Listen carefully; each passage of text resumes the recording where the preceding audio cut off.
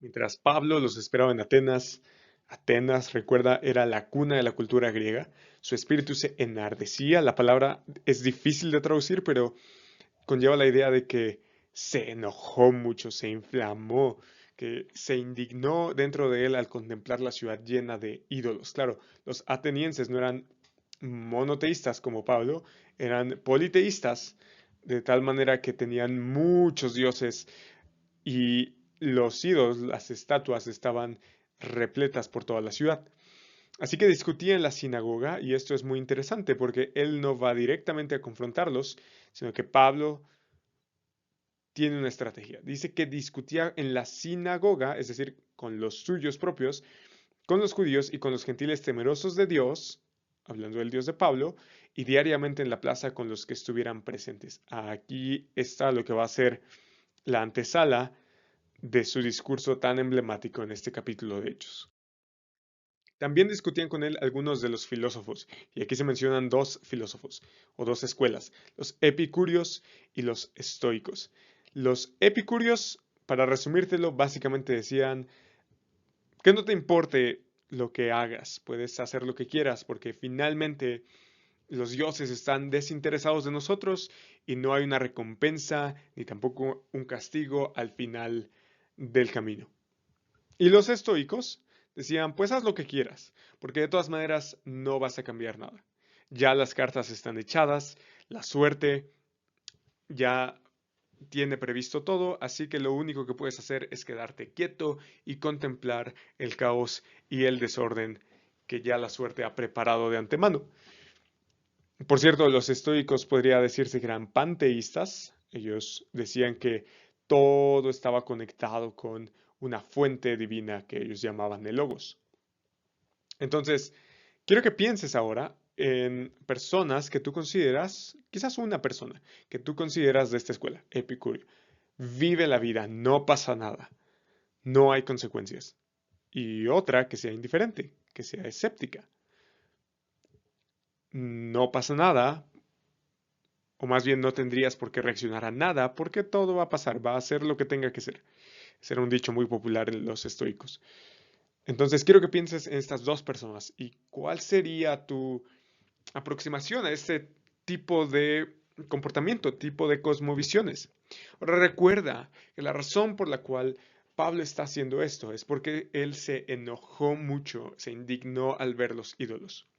Nosotros no podemos tener una evangelización efectiva si no tenemos una mente bíblica. Una mente bíblica, ver el mundo con la perspectiva de Dios, verlo como el único Dios verdadero y todo lo demás por debajo de él, o incluso en contra de él a veces, como es el caso de los ídolos, ver la vida desde esa óptica nos va a ayudar a hacer una buena aproximación del Evangelio hacia estas personas, hacia personas de distintos contextos muy diferentes a los nuestros. Cada persona es un mundo. Algunos decían, ¿qué quiere decir este palabrero? La idea aquí es que Pablo está como parloteando, como picando semillas, es la palabra original, como una gallina pica sus semillas. ¿Qué quiere decir este palabrero? Parece ser un predicador de divinidades extrañas. Claro, decían otros porque les predicaba a Jesús y a la resurrección. Creían que la resurrección quizás era una divinidad extraña, que Jesús era uh, igual otra divinidad más de de las que seguramente no conocían, pero bueno, ya habían escuchado hablar de muchos dioses, no era extraño que Jesús fuera uno más para estos filósofos, para esta comunidad ateniense. Así que, con este contexto, Pablo arranca su discurso. Entonces tomaron a Pablo y lo llevaron al Areópago. El Areópago era como el tribunal de asuntos religiosos y morales de la época. Vamos a decir que todo lo que tenía que ver con la cultura y la sociedad se discutía en el Areópago. Una explanada, un territorio vasto, ancho, de tal manera que la persona pudiera exponer sus ideas. Ahí se reunían gente de todo tipo, filósofos,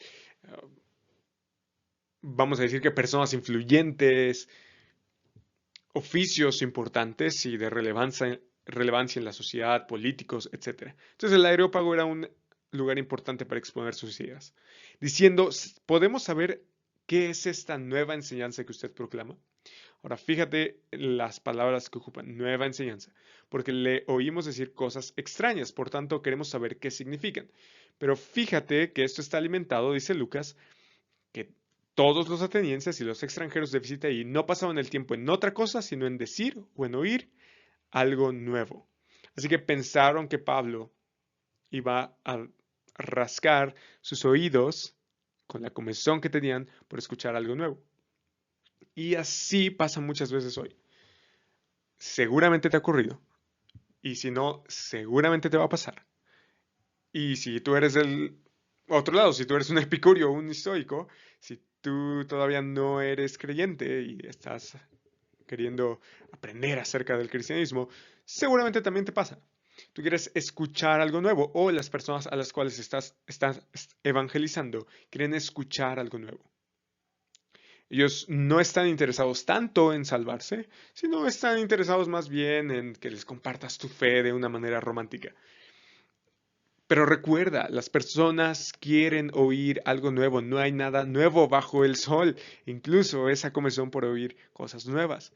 Nosotros estamos viendo películas nuevas, hablo como cultura, estamos como sociedad escuchando o ansiando escuchar música nueva, queremos escuchar buenas o malas nuevas, buenas noticias o malas noticias, pero finalmente nuevas.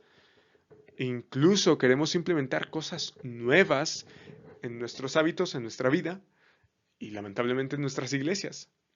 Digo lamentablemente porque normalmente eso termina en desastre. Pero bueno, ese no es el tema. El punto es que queremos escuchar, hacer, decir cosas nuevas. Entonces Pablo, poniéndose en pie en medio del Areópago, dijo, varones atenienses, percibo que ustedes son muy religiosos en todo. Esto puede ser un halago o puede ser un halago como bueno, intentan buscar algo más o puede ser también un insulto. Ustedes son muy religiosos, ustedes son muy supersticiosos. Porque mientras pasaba y observaba los objetos de su adoración, hallé también un altar con esta inscripción, al Dios desconocido. Claro, entre tantos esos dioses, seguramente se les había pasado uno al que no habían tenido en mente, no sea que él se enojara de manera que habían hecho una inscripción a ese Dios desconocido, a los dioses desconocidos más bien. Pues lo que ustedes adoran sin conocer, eso les anuncio yo. Y claro, ahí ya tenía la atención del público. Había conectado algo de la cultura, el Dios desconocido, la inscripción que tenían, el objeto de su adoración, enfocado mal y ahora Pablo estaba por redirigirlo y aclararlo. El Dios que hizo el mundo y todo lo que en él hay. Ahora recuerda, está hablando con epicúreos, está hablando con estoicos, entre esos grupos, seguramente con más grupos, pero estos son los que Lucas destaca. Entonces, no quiero que pierdas de vista eso. El Dios que hizo el mundo y todo lo que en él hay, puesto que es Señor del cielo y de la tierra, no mora en templos hechos por manos de hombres. De entrada, está hablando de un solo Dios, lo cual ya hacía un poco de ruido, por no decir mucho, a las personas que estaban escuchando a Pablo. Entonces, de entrada dice hay un solo Dios. Pero en segundo lugar, si ustedes quieren hacerle una inscripción a este o a cualquier otra cosa, nótese que eso no mora en cosas que ustedes hagan, ni es servido por manos humanas como si Él necesitara de algo, puesto que Él da a todos vida y aliento y todas las cosas. Y de uno solo Dios hizo todas las naciones del mundo para que habitaran sobre toda la superficie de la tierra, habiendo determinado sus tiempos y las fronteras de los lugares donde viven. Es decir, Dios está involucrado en la creación, cosa que los estoicos y los epicúreos rechazaban. No, somos indiferentes a los dioses. La diosa suerte, no, o la diosa fortuna ya está con las cartas, ya echó las cartas, ya las repartió y de modo, toca aguantarse. Pero eso no es lo que el Dios de Pablo, que hizo los cielos y la tierra, asevera sobre sí mismo. Él se interesa por su creación, para que y tiene un propósito: buscar a Dios.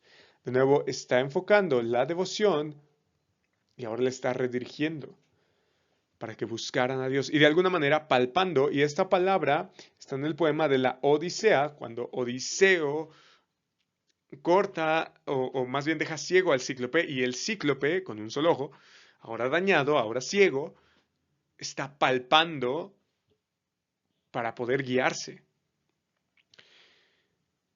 a fin de acabar con el héroe de la historia, ¿no? Con Odiseo. Entonces seguramente Pablo ocupa esta referencia, muy conocida por sus oyentes, y dice: de la misma manera en que el cíclope estaba ciego y tenía que palpar, así nosotros estamos palpando la creación, porque estamos ciegos. Puede ser. Y dice que palpando entonces lo hallen, aunque Él no está lejos de ninguno de nosotros. No está allá arriba, como piensan los epicúreos, indiferente. No, está cerca, cercano está a los que le buscan, porque en Él vivimos, nos movemos y existimos. Es un poema de Epiménides. De nuevo, está citando ideas, pero aquí una cita directa de algo con lo que la audiencia se relacionaba. Así que es válido en nuestra evangelización poder utilizar cosas de la cultura, de nuestra cultura popular que nos rodea y que nos conecta. Claro, eso no quiere decir que debamos darle un mayor énfasis que a la palabra, más bien quiere decir que podemos ocuparla como una herramienta. Entonces, en él vivimos, nos movemos y existimos. Este era un poema dirigido a Zeus, pero que ahora Pablo reinterpreta y dice: no, esto se trata acerca de Dios. Dios está involucrado con su creación. Así como algunos de los poetas de ustedes han dicho, porque también nosotros somos linaje suyo. Este era, esta es una cita de un escritor estoico, porque también nosotros somos linaje suyo. La idea es: Dios está involucrado tanto en su creación, tanto en él vivimos, tanto en él nos movemos y tanto en él existimos, que somos creados a su imagen, como un padre con su hijo. Entonces somos linaje suyo, como de genealogía, linaje, que venimos de él, somos creados a su imagen. Siendo pues linaje de Dios, no debemos pensar que la naturaleza divina sea semejante a oro, plata o piedra, esculpidos por el arte y el pensamiento humano. Por tanto, habiendo pasado por alto los tiempos de ignorancia, Dios declara ahora a todos los hombres, sí, también ustedes que están escuchando, en todas partes, sí, también ustedes en Atenas, o en México, o en cualquier otra parte del mundo, que se arrepientan. Que se arrepientan. Claro, ¿de qué nos vamos a arrepentir? De nuestros pecados. Esa es la idea. Las cosas malas que hemos hecho delante de ese Dios al cual debemos reverencia. Porque Él, esa es la razón por la cual hay que arrepentirse, porque Él, Dios, el creador de todo, ha establecido un día en el cual juzgará al mundo en justicia. No epicúreos. De verdad va a haber un día del juicio. No estoicos. No seas indiferente. Lo que haces aquí cuenta para siempre, por medio de un hombre a quien él ha designado. ¿El quién? Dios. ¿Y quién es ese hombre? Habiendo presentado pruebas a todos los hombres se les demanda que se arrepientan. Y a todos los hombres se les dio esta evidencia, que lo resucitó de entre los muertos. Está hablando, por supuesto, de Jesús. Entonces, el Dios que hizo los cielos y la tierra mandó a este hombre, resucitándolo entre los muertos y declarándolo entonces hijo de Dios en poder para que él juzgue a todo el mundo. Así que todo el mundo le debe reverencia a él. Claro, cuando oyeron de la resurrección de los muertos, algunos se burlaban. Porque en esa cultura era muy común pensar que la materia era mala. Si ibas a resucitar, en realidad solamente ibas a despertar en alma. Te ibas a hacer uno con el universo.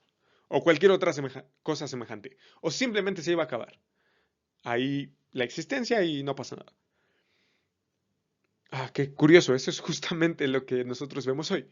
Pero cuando oyeron de la resurrección de los muertos, algunos se burlaban y se van a burlar. Créeme, cuando predicas el Evangelio, se van a burlar. Algunos. E incluso tú mismo, si no eres creyente, estás escuchando esto, claro que hace burla la resurrección de entre los muertos. Que Jesús haya resucitado entre los muertos, por favor, es una tontería, dicen algunos. Bueno, puedes burlarte. Eso no deja de ser una realidad.